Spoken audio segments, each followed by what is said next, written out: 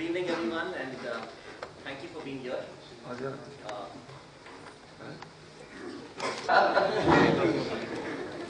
Yes. I want to ask a question. You have had a running battle with the developed and developing countries. Coke was associated basically as an imperial drink, and even in India, elite drink, and associated with the imperialism of US. And you had problems there in India, 1977, George Fernandez. It was a running battle as a developing country. Because your corporate social responsibility only came in as an afterthought after you had battles with all the developing countries.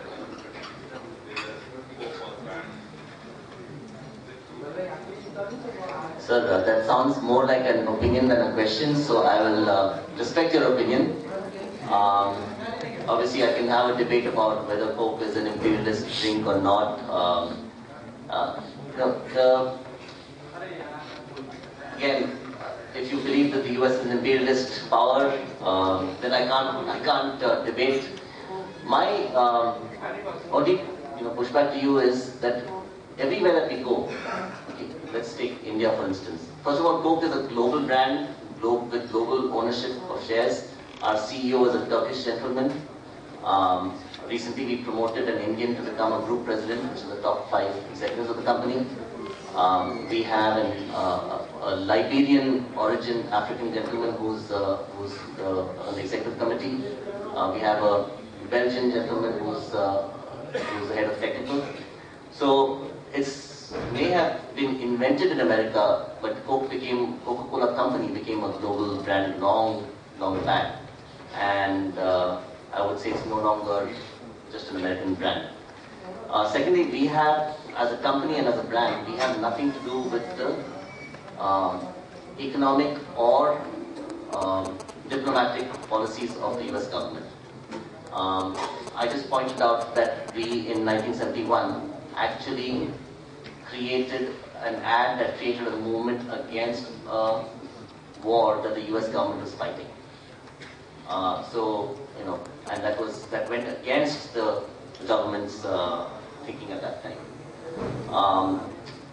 So, as a big company, we have relations with governments all over the world. India is one of probably the only countries that I'm aware of where we left the country, where we quit the country in 1977. If you believe that that was a good time and that it was the right thing, economic policy for the government to follow to stop foreign investments and to close down the country, I can have a debate with you after this over dinner. Happy to have that. I think economies really develop when you allow all forms of competition, both local and international, and you let competition and consumers decide what's right and what's not right. So the question about whether we've had problems with developing countries, sir, other than India, I would say we've not had any other country that has thrown us out. And if you have examples of that, I would be happy to hear that. Sir, I would like to know, like it's a general belief, wherever the junk food is being sold, Coke is sold then and there itself, along with. So, it's just a belief whether Coke helps in digestion? If yes, there's a chemical present over there. Second question, sir. Is there any percentage of the water? If there is a percentage of water there available in the Coke, is nowhere written in the ingredient what is the percentage of water there. Because generally it's believed that it is used to settle out the thirst. So what is the percentage of water there in the particular container, 200 ml or 300 ml container? Well, at least first I'll answer your last question. It's 90 Coca-Cola, the red can that I showed you. It's about 90% water, about 90% water. So it does quench your thirst. In fact, it's one of the few drinks. And somebody asked how much is a Coke today. You can get Coca-Cola for 10 rupees. The glass bottle is available for 10 rupees even today. So I would say it's not an elite thing, sir. We have a lot of villagers and small town people that can enjoy a Coke and do enjoy a Coke. We get more than 1/3 of our volume from rural India. And as I said earlier, it's one of the few drinks that at 10 rupees is accessible to the masses. So your other question was association with junk food. I would love to ask you what your definition of junk food is, because there's a famous saying that I read: everything that you ingest is either a food, a medicine, or a poison. It just depends on the dosage. Everything you have is either a food, a medicine, or a poison. It just depends on the dosage. The principle of homeopathy is tiny, tiny, tiny doses of the thing that caused your illness can, when ingested, help you cure it. Right? So there are readings on that you'll be surprised. So, is there? I enjoy, when you refer to junk food, I enjoy samosas. I enjoy aloo tikki. I enjoy chaat. Would you consider that junk food, sir? Because I would say, by the definition, what some people say of junk food is high in sugar, fat, and salt. Many of these products, mithais, they contain the same things. Western versions of that, which people would accuse of being junk food, are burgers and fries and things like that, and pizzas. Okay, these are all things that, in moderation, as part of a healthy, active lifestyle, you can enjoy. If somebody has too much of it, of anything, and somebody has only burgers and fries. There was a famous movie where somebody said, I will go and I will eat only McDonald's burgers and I will have supersized fries and I will have supersized Cokes. And he did that for 3 months, and obviously he started to gain weight and started to fall ill. Right? Anything in excess is bad. So, my question to you is, when you say junk food, that's a value judgment. Everything is food. Is one food containing more of certain nutrients than the other? Yes. I'm 47 years old. I've been 75 kilos for the last 25 years. I drink 1 or 2 Cokes a day. I enjoy my occasional burgers, and I enjoy my samosas, and I enjoy my aloo chaat. But I also have my vegetables, and I also have my water, and I also have my exercise. So it is all about balance. So I really would encourage all of you that have in your minds this belief that one thing is bad and the other thing is good. The reality is, it's all about the balance that you have. So that's my answer. So what, according to you, is common in Coke and Pepsi that has deterred the entry of any third player to operate at such a scale? I must say that's a brilliant business management question, sir. And this is what we teach the first class in marketing. What do you think is the what do you think is the answer to this? Yeah?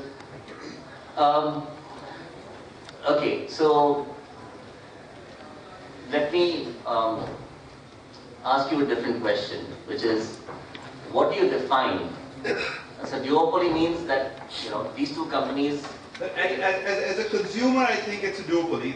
You have Coke, you have Pepsi, and then there's probably Big Y Cola, which is nowhere closer to Coke and Pepsi. So I'm throwing this question back at you, sir. In an average day, how much liquid do you take down your throat? The average human being drinks 2 liters of liquid in a day. Okay, water, tea, milk, juice, Coke.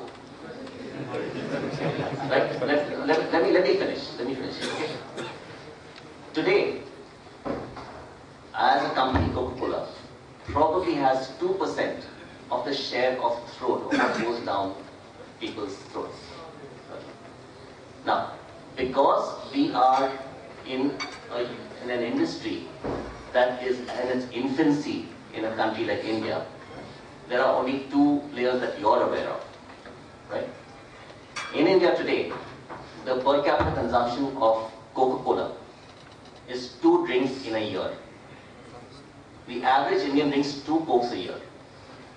The market isn't large enough to attract so many new players because the investments are very high. I'm explaining to you why it's a duopoly. Okay? As Mr. Goenka keeps telling me, he has to keep investing every year just to stay in the same place. It's a very high investment business because to get the product available everywhere, you have to put bottling plants, 58 plants across the country. You have to invest in glass bottles, which you then give to the retailer and then you take back. You have to invest in marketing, which also costs a lot of money. And I think somebody asked me, and I didn't answer the question, what is our marketing as a proportion of our turnover? We normally don't declare that because it all depends on what you define as marketing. Between 5 and 10% is what you would spend, depending on the definition. Okay, depending on the definition. Because contrary to popular opinion, the amount that we spend on television advertising is a small, very, very small portion of our total revenue. So, but it does require a lot of marketing investments. So all these high investments and long returns, it takes many years to get returns in this business, is what deters competitors in the early stage of development of the market. Once the market develops and becomes highly established and evolved, countries like Europe, countries like Australia, even the US, hundreds of competitors spring up. Hundreds of them. And today if you were to go to the US, you would not call us a duopoly. You would go there and say, oh my God, there are so many sparkling drink products out there. Red Bull has done wonders. Huh? Red Bull. Yeah, absolutely. I can see where you're coming from. you're the generation. And it's interesting that you did not mention the fact of what Red Bull contains. So after this, I want to talk to you about that. Thank you. So I'll just take a minute, and I'm sure you will agree to what I add to what you just said. So in addition to investment as a barrier to entry, I think you would recall your largest stakeholder through his company was asked a question: if we give you more money than the total market cap of Coke, can you take away the leadership of beverage market from Coke? And Warren Buffett said no, because of the moat it already has. So in Coke, maybe you define moat as the total number of servings you have done successfully so far, or you do every day. I think it's over 1 billion every day. Yeah. So it's over 1 billion every day. So that's the moat. But I would say that the way you narrated your examples today, your personal examples today, how you get respect and how you get welcomed everywhere in all parts, on all parts of the planet. In addition to the CSR thing, that you explained, I think all these things put together, they are making your business more and more defensible because it's making your moat wider and deeper. So I must congratulate you without taking much time. By giving this presentation also, I think you are widening this. I was watching, you were widening this moat because you converted 3 non-consumer into consumers into consumers. Yeah. No, I must say that I've been, like I said, I've been to many countries in the world and I've addressed audiences like this. This has been both an attentive and also a very tough audience to deal with. So I realized that I have to do a lot more work to convert all of you into our fans. As I see some of you may be sitting on the fence and have question marks in your minds about us, the company, the brand, and our intent. So I'd welcome follow-up conversations after this. And if I did not answer questions satisfactorily or if I was not appropriate in some of the answers, I apologize. I wasn't meaning to push back a challenge. And I do hope you'll all take the opportunity after this to follow up and have a conversation. Thank you. Thank you so much.